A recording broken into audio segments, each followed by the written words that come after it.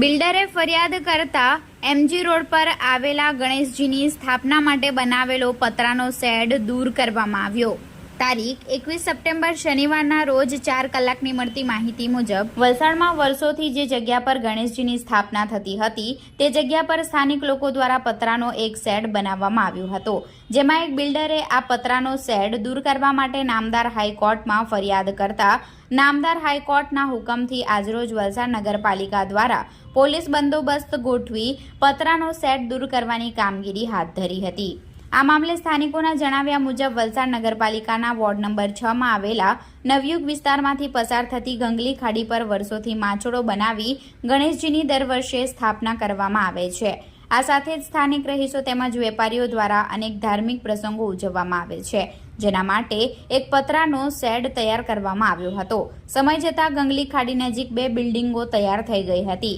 જેમાં બિલ્ડિંગના બિલ્ડર દ્વારા નામદાર હાઈકોર્ટમાં પતરાના શેડને ગેરકાયદેસર ગણાવી પતરાનો શેડ દૂર કરવા માટે ફરિયાદ જે તે સમયે કરી હતી, જેમાં નામદાર કોર્ટે